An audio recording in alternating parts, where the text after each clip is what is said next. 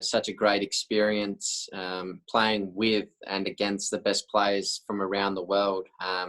It's a great learning curve. I've learned so much along the way.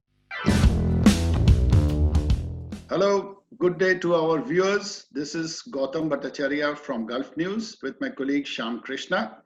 We are on the track of IPL, as you know, and with us we have got a very, very special guest today in Steve Smith. How do we describe Steve Smith? In one word, it's very difficult. The Rajasthan Royals skipper, the man with the best test averages in the world, the man who's been there and done that. Welcome, Steve, and thanks very much for doing this. Thanks for having me. For all that you've achieved over the last decade or so, the IPL has actually played a good starting point in your career. We remember you coming down to India for Pune Warriors for I think about 9-10 years back. So how has this IPL journey been for you, Steve? Yeah, it's been incredible. It's a terrific tournament to be involved in.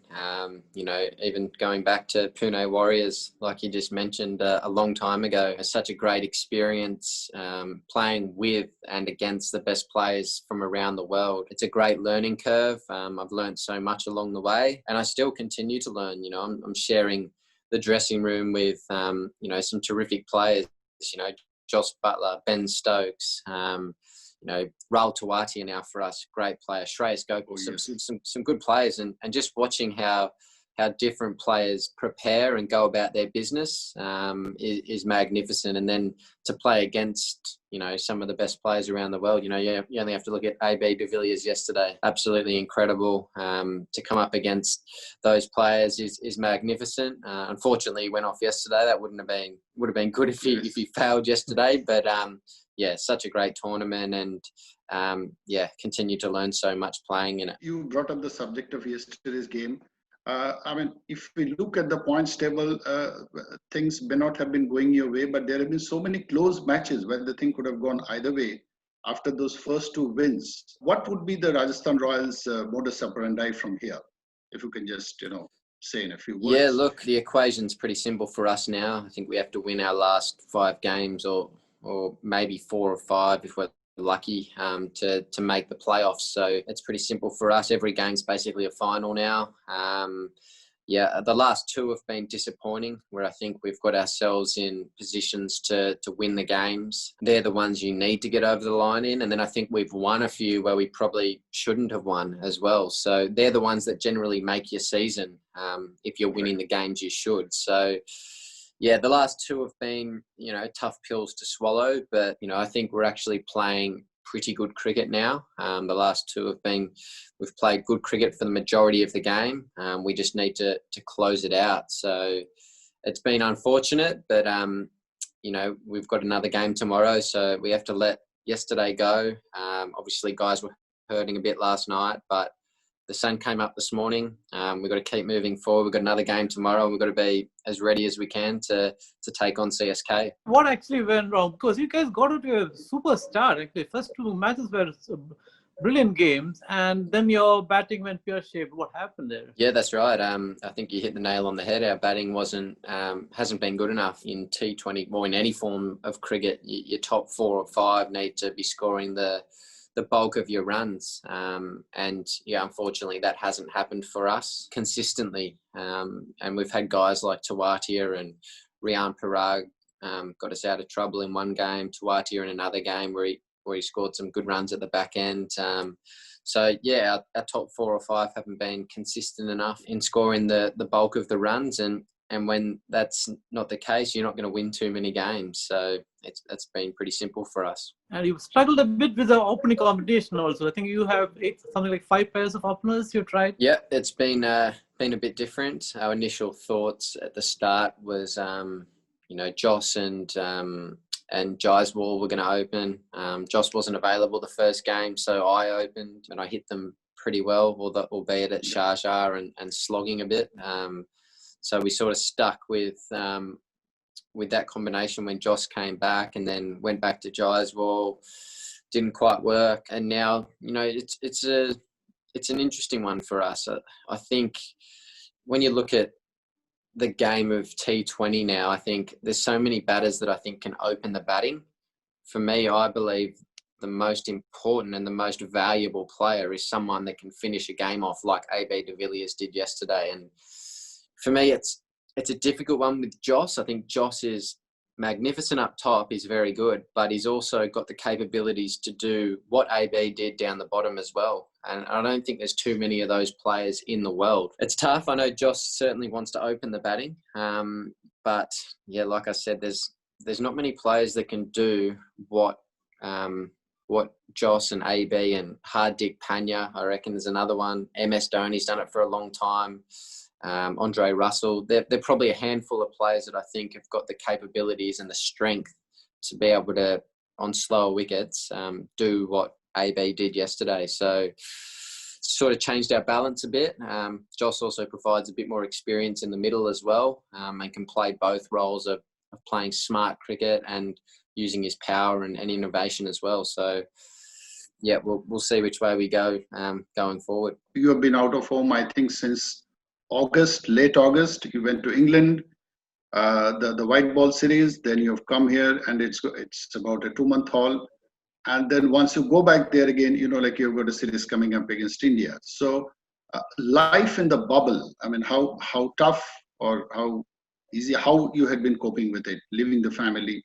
I mean, you guys have always spoken about it. It's not easy, is it? No, it's never easy leaving the family, that's for sure. But I guess it's to answer your question, it's very different living in the bubble. You can't go out to a restaurant or cafe to sort of get yourself out of your hotel and things like that. I guess we're also really fortunate that, first of all, England went ahead and were able to play some cricket and do what we love over there. And then I think the BCCI and the government here in the UAE have done a magnificent job getting this tournament to go ahead and enable us to still do what we love. But the cricket, it's very different. Living in the bubble, playing in front of no crowds, it's not the same, that's for sure. But like I said, we're still really fortunate to be able to get out there and do what we love. When the IPL was starting, we were also a little apprehensive that the players have never had this kind of a downtime for about 5 months. And then there's no crowd. So we were wondering that whether there'll be a lack of intensity or, fitness issues. But so far, all players across the board, I mean, barring the few, freak incidents, they have coped up with it very nicely, isn't it? I mean, it's a testament to the players' professionalism, everybody. Yeah, of course. And I think some players have probably taken a little bit longer to get the groove back. I'm probably an example of one of them. For me, I'm a real rhythm player and I need time in the middle.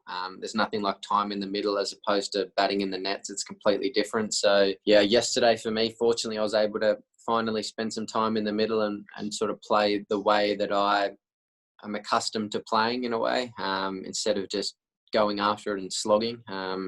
So hopefully that holds me in good stead for the rest of the tournament. But yeah, a lot of guys have been able to pick it up straight away and just get back into it like nothing's, the game never stops. So, credit to those guys and, they've done well. So it certainly is a different world we're living in at the moment, that's for sure. Let's take this opportunity of chatting with you and move on to Test cricket. An average of 62.84 and, over the last 6-7 years, I mean, your form has, surprised people and people have held you in admiration. The last year's Ashes comes to mind. Can you talk us through a bit about it? How does your approach vary in Test matches? Well, I think, Test cricket's completely different. And for me, I love Test cricket. It's really the ultimate challenge. You're coming up against, amazing oppositions. For me as a batter, you've got the ability to be able to bat for hours, which I love personally. I love being out there just playing. So, yeah, it's a different game. There's a lot more patience involved and, different tactics to try and get you out and things like that you've got to overcome. I love playing Test cricket. I love the challenge of it, of everything that it brings. And yeah, like you said, I guess I've been fortunate to have some success over the last, 6 or 7 years. And yeah, hopefully that can continue and I can help Australia win as many games as I can. If you look at last year's Test performances, you seem to come up with centuries and big knocks whenever Australia is in trouble. Does the crisis bring out the best in you, or how do you cope with those kind of situations? I try and do what I can for the team when we're in trouble. I hold myself highly in that sort of regard. I want to be the one to dig us out of a hole and help the team get back on track. And I enjoy batting in pressure situations. So I think they bring out the best in me in a way. So, yeah, I guess I've been fortunate enough to dig the team out of a few holes and help us in some way and contribute. So, yeah, I think I don't try and put too much pressure on myself in those stages. I just, get in my zone and play the way I play and just enjoy myself out in the middle. I love batting. I love spending time out there. So, I'm doing what I love out there. So it's just going about my business and doing what I do. You don't seem you much of bowling, because when you came to test initially, you used to do a fair bit of leg spin. We haven't seen much of that of late. Why is that?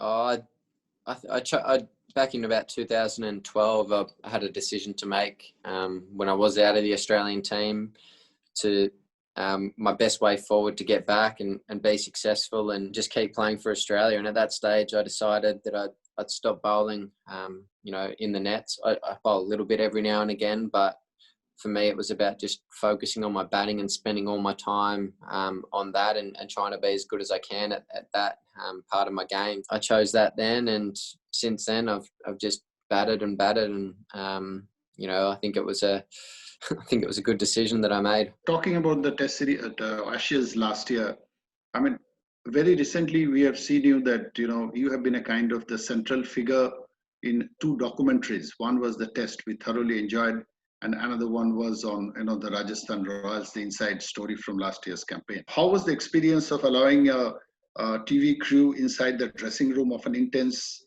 series like the Ashes? I mean, if you can share a bit of that with us. Well, it was a bit different initially. The first couple of weeks, there was someone around with a camera in front of you the whole time. That was a different experience. But I think after a week or two, you kind of just get used to it, and it was just about going about business as usual, and there was just someone there just with you the whole time, and you got used to it. So both documentaries have come up really well and been good. So hopefully the fans have enjoyed, I guess, a different insight into the players and got to know us, I guess, a little bit more as well. Where do you go from here? Now you got the India series coming up. What are your plans for the forthcoming series? Yeah, exciting to have India out to Australia again. They're always great series, hard series. I think both teams have quality batting lineups and great, in particular, fast bowling lineups too.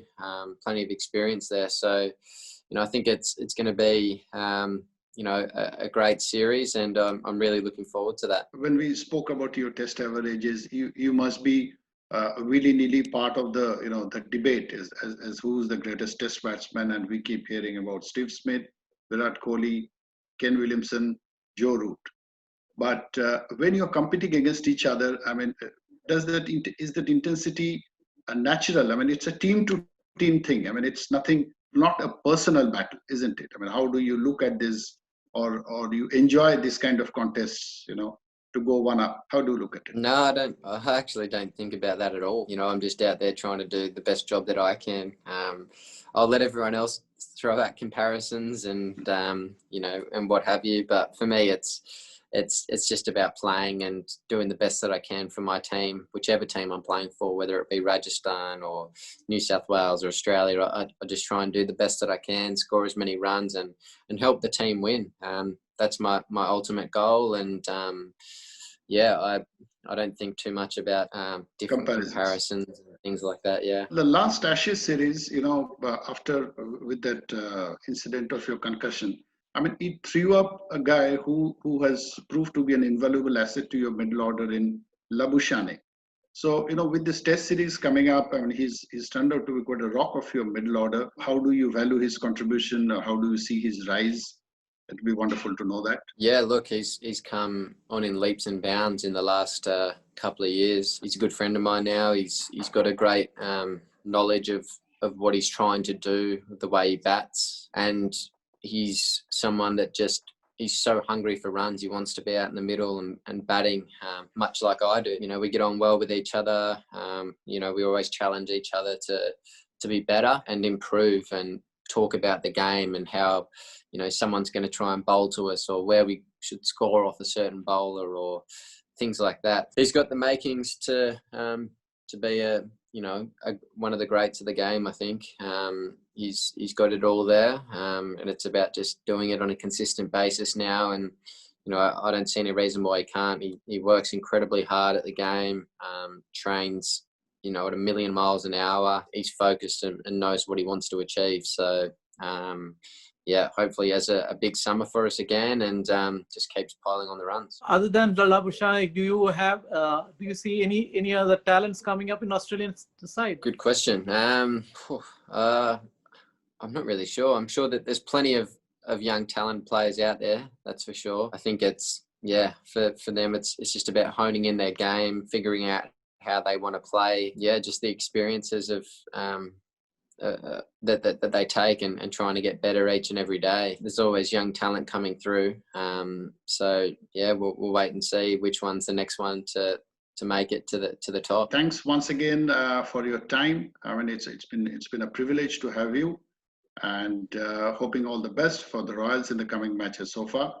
Thank you once again. Thank you, Shyam. Thank you, Steve. Thank you, Steve. My pleasure. Thanks, Gautam. Thanks, Bye-bye. guys. Cheers.